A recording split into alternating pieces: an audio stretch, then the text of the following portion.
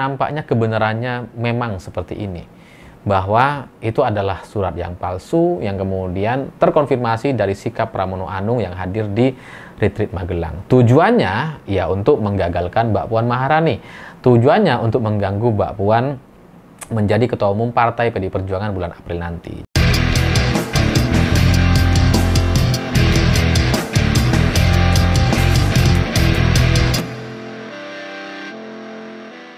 Selamat malam semuanya. Dalam beberapa hari terakhir ini banyak sekali orang-orang yang protes terhadap video saya sebelumnya yang mencurigai surat instruksi harian yang ditandatangani oleh Ibu Megawati itu adalah surat yang palsu, adalah surat yang muncul bukan atas dasar inisiatif Ibu Megawati, karena ini sama sekali tidak menggambarkan karakter atau gaya Ibu Megawati. Seorang negarawan, seorang tokoh politisi senior yang kemudian di surat itu nampak mencampur adukkan antara urusan politik dengan hukum, antara urusan politik dengan urusan kenegaraan. Itu sama sekali bukan karakter atau gaya Ibu Mega. Ini sebelumnya sudah saya jelaskan di video sebelumnya, tapi ternyata banyak orang menganggap bahwa saya terlalu berani sampai kemudian bilang ini surat palsu. Tapi belakangan ini kan nampaknya semakin terkonfirmasi, semakin terbukti gitu. Salah satu contohnya adalah ketika Pramono Anung bolak-balik datang ke rumah Ibu Megawati. Setelah surat itu beredar bahwa semua kepala daerah ditunda atau diharap menunda keberangkatannya ke Retreat Magelang, itu kan Pramono sebagai kepala daerah, sebagai gubernur Jakarta kan punya kepentingan di sana gitu. Ini kok sampai ada arahan seperti ini?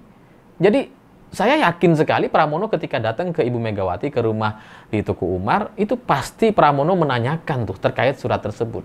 Dan hasilnya apa? Ternyata setelah Pramono bolak-balik datang ke rumah Ibu Megawati, Pramono hadir di Retreat Magelang. Itu kan semakin menjelaskan, semakin mengkonfirmasi bahwa surat itu adalah surat palsu, bukan dari Ibu Mega gitu.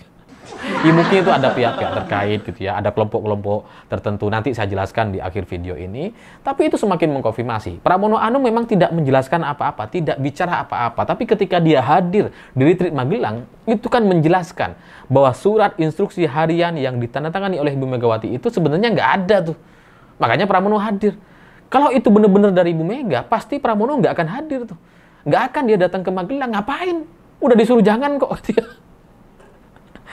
Artinya, ya surat ini memang tidak sejalan dengan prinsip Ibu Megawati. Bahwa ada kader yang kemudian taat dan tidak datang ke Retreat Magelang, itu juga nggak bisa disalahkan gitu. Karena instruksinya jelas tuh. Suratnya resmi gitu ya. Ya wajar aja kalau kemudian mereka kemudian nggak hadir. Tetap berpatokan kepada surat. Kita bisa maklumi gitu. Karena mungkin kader-kader yang ada di bawah, yang tidak seperti Pramono Anung gitu ya, itu kan akses komunikasinya kepada Ibu Mega kan tidak sebaik yang ada di Jakarta lah gitu. Kalau yang di daerah-daerah itu mau ketemu Ibu Mega kan sulit gitu. Jadi mungkin mereka ngeliat surat ya udahlah nggak usah gitu ya. Jadi inilah yang kemudian semakin meyakinkan bahwa surat itu adalah surat palsu atau disengaja dibuat oleh pihak-pihak tertentu untuk mengganggu internal PDI Perjuangan. Tujuannya apa ya? Nanti di akhir saya juga akan jelaskan. Karena ketika surat ini muncul, setelah itu, sehari setelahnya atau beberapa jam setelahnya, rumah Ibu Megawati itu didatangi oleh banyak sekali tokoh-tokoh PDI Perjuangan. Ada Basara, Pak Said Abdullah, Bambang Pacul, termasuk Pramono Anung. Ada beberapa orang lagi juga dipanggil ke rumah Ibu Megawati pasca surat itu beredar di media sosial. Kan ini nampak jelas sekali gitu ya, bahwa ada semacam upaya klarifikasi atau mencari tahu ini sebenarnya kerjaan siapa ini. Ini kerjaan kelompok yang mana gitu, sampai kemudian membuat nama PDI Perjuangan jadi buruk sekali di mata pemerintah atau di mata masyarakat gitu, karena dianggap terlalu sok-sokan gitu kan. Ini kan ulah kelompok yang mana gitu. Makanya kemudian dipanggil tuh Bambang Pacul, Pak Said, Mbak Sarah, dipanggil semua itu. Ya karena dengan blunder yang seperti ini, PDI Perjuangan itu mesti juga punya mekanisme dan tahu cara untuk mengatasinya. Dan Ibu Megawati ketika dianggap sudah mengeluarkan surat itu, gitu ya, ketika ini sudah terlanjur berada di media sosial dan beredar sangat luas sekali, itu tidak mungkinlah kemudian ditarik atau diklarifikasi atau kemudian disebut sebagai surat yang palsu. Nggak mungkin gitu, karena itu akan berpengaruh kepada masalah di internal mereka gitu. Kalau ini sampai kemudian disebut surat yang palsu, oh ini bukan dari Ibu Megawati, itu kan nanti akan terjadi gesekan di internal. Padahal orang yang melakukan atau membuat surat ini juga adalah pihak dari internal yang mungkin entah salah menafsirkan, entah salah melakukan kebijakan-kebijakan atau mengambil keputusan ya, karena waktu itu kan Pak Sekjen sudah ditahan. Ketika Sekjen ditahan ini kan ya pihak-pihak terkait yang ada di sekeliling Ibu Megawati kemudian bermanuver dengan sedemikian rupa, dan kita masih perlu selidiki gitu ya, ini ulah kelompok yang mana gitu. Jadi kalau itu kemudian dibantah secara terbuka oleh Ibu Mega, oleh PDI Perjuangan, itu nantinya akan terjadi gesekan. Itu akan memperkeruh suasana di internal dan kemudian ujungnya ini bisa pecah gitu. Jadi ya itu tidak diharapkan, karena kepecahan PDI Perjuangan atau masalah konflik internal di PDI Perjuangan yang selama ini terlihat sangat solid itu memang diharapkan oleh pihak lawan. Jadi Ibu Mega paham nih, memang ada blunder, ada yang bikin ulah, ada yang bikin gara-gara, tapi sebagai ketua umum partai di situasi yang seperti sekarang tidak mungkin rasanya membantah gitu. Makanya saya berani bilang bahwa itu memang adalah surat yang palsu, yang ditulis oleh pihak-pihak terkait. Dan siapa lalu yang kemudian berani membuat surat ini? Setahu saya, ketika Sekjen PDI Perjuangan masih Pak Hasto Kristianto, hampir semua kebijakan dan keputusan atau gagasan atau ide dan keputusan-keputusan itu memang muncul dari Pak Hasto. Ibu Mega sebatas approval gitu ya. Ibu Mega sebatas teman diskusi, atau ya kadang-kadang juga Ibu Mega memberikan arahan. Karena apa yang ada dalam pikiran Pak Hasto itu cukup sesuai dengan apa yang ingin disampaikan oleh Ibu Mega. Biasanya seperti itu. Jadi yang bikin surat seperti ini biasanya Pak Hasto gitu. Tapi ketika Pak Hasto kemudian sudah ditahan, ini kan nggak ada penggantinya nih. Nah, kelompok-kelompok inilah yang kemudian saling mengklaim gitu ya, saling merasa menjadi bagian dari sekjen atau merasa menjadi pengganti sekjen, padahal nggak ada sekjennya sekarang gitu ya, yang kemudian melakukan pemalsuan surat yang seperti ini. Dan ya saya nggak bisa sebut namanya siapa, tapi ya kalau kalian punya teman-teman di elit PDI Perjuangan ya sekitar DPD lah gitu ya, pasti udah tahu semua lah. Tapi kalau kalian tanya teman kalian dan kemudian teman kalian nggak tahu, ya berarti teman kalian kurang elit. Tapi meskipun saya tidak bisa menyebutkan namanya, kira-kira saya bisa mendeskripsikan, bisa menjelaskan ini kelompok yang mana gitu. Karena di PDI Perjuangan itu ada kelompok yang namanya anti Puan gitu. Anti Puan Maharani. Pokoknya apapun yang dilakukan oleh Mbak Puan salah semuanya. Gitu. Nah, ini ada banyak kelompok ini gitu. Ada yang menginginkan Pak Jokowi sebagai ketua umum partai PDI Perjuangan. Itu beritanya sudah ada juga gitu ya. Ada juga yang menginginkan Pak Hasto atau siapapun lah, asal bukan Puan Maharani yang menjadi ketua umum PDI Perjuangan setelah Ibu Megawati. Ada juga gitu. Terus kemudian ada kelompok-kelompok yang kemudian ya sebenarnya kelompok yang sama gitu ya, yang coba menggeser karena Jokowi udah agak mungkin karena sudah berkhianat gitu ya. Terus kemudian Pak Hasto juga sudah nggak bisa karena sudah ditahan oleh KPK dan menjadi tersangka. Ini coba digeser ke Ganjar Pranowo gitu kan. Ada nih yang berupaya melakukan itu. Pokoknya asal bukan Puan Maharani lah di Kongres April 2025 ini. Nah, mereka ini memang adalah proksi-proksi yang bisa dibilang apa ya? Orang yang ya setan beringin lah bahasanya gitu ya. Setan beringin. Ya banteng tapi sering nongkrong di setan beringin gitu. Yang prinsipnya jangan sampai PDI Perjuangan ini terlalu kuat gitu. Karena kalau PDI Perjuangan terlalu kuat ini nanti bahaya gitu. Harus terjadi pergantian kekuasaan atau pergantian pemenang pemilu gitu. Karena ketika hari ini PDI Perjuangan di Pilpres kalah, tapi ternyata Puan Maharani tetap menjadi ketua DPR RI, itu kan menunjukkan bahwa posisi PDI Perjuangan masih sekuat itu.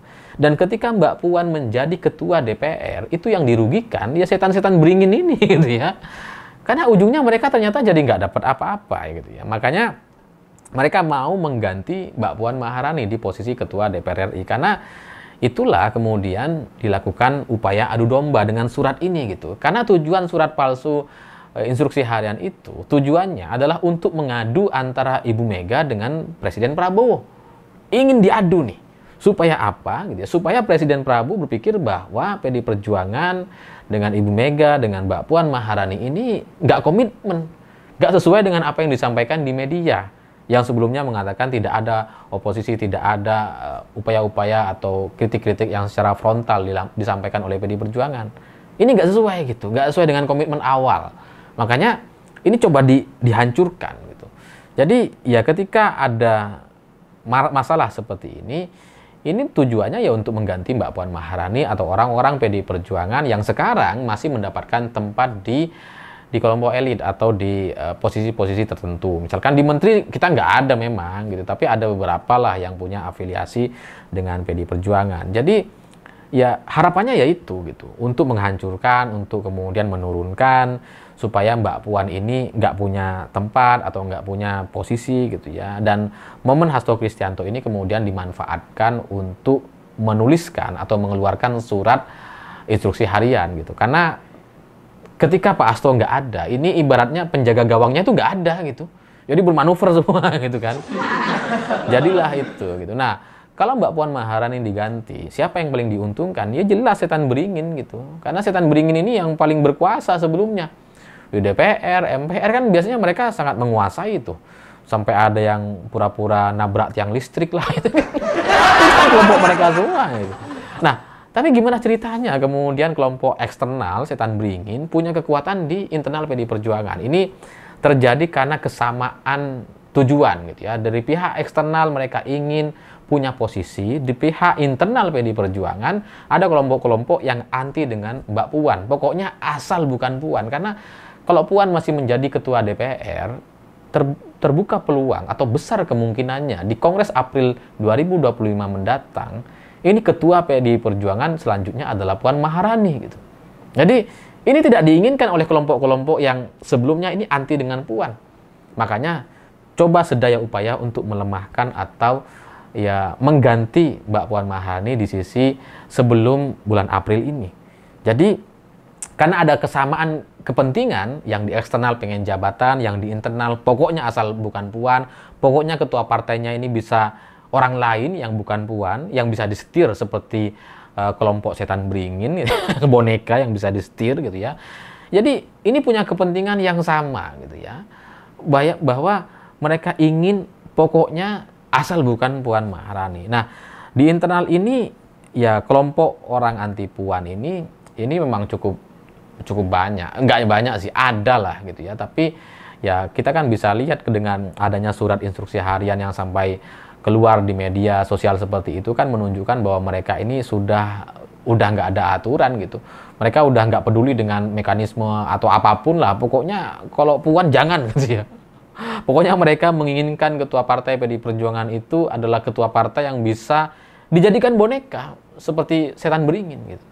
Jadi ya saya sebelumnya juga ragu-ragu dengan informasi ini gitu. Masa instruksi harian Ibu Mega seperti itu. Tapi setelah saya kemudian analisa, cari informasi, nampaknya kebenarannya memang seperti ini.